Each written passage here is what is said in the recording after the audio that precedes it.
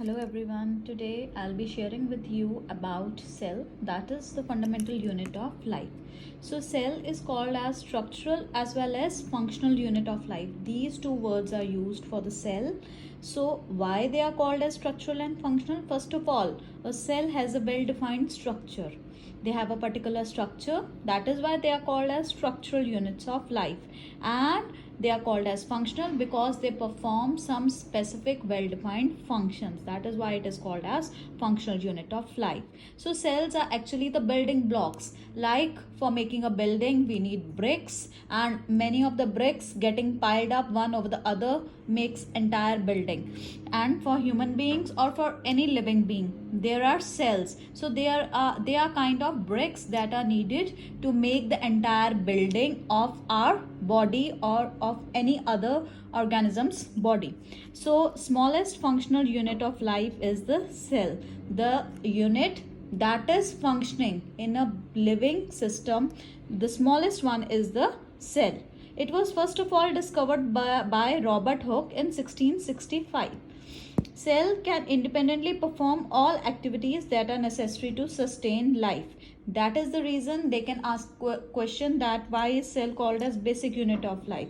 Cell is called as basic unit of life because cells can independently perform all activities that are necessary to sustain life.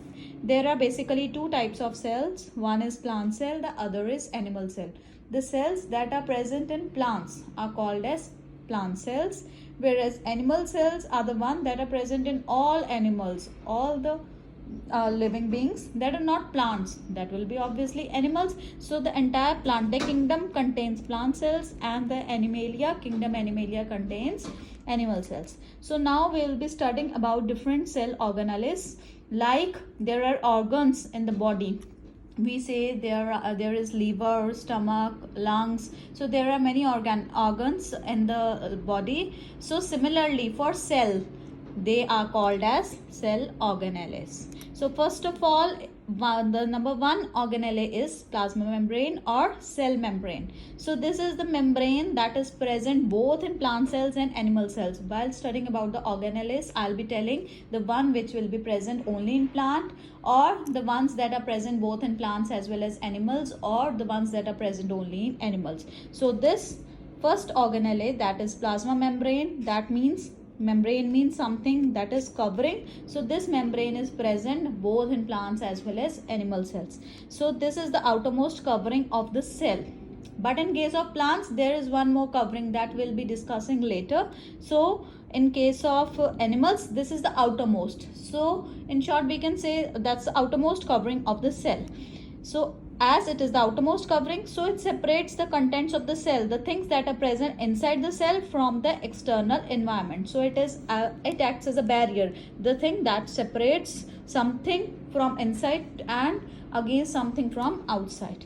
It allows or permits the entry and exit of some materials inside and outside of the cell.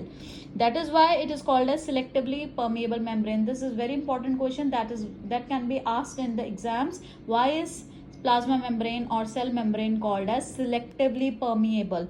Selectively means it selects only certain substances. Permeable means permeability, which allows something inside and outside.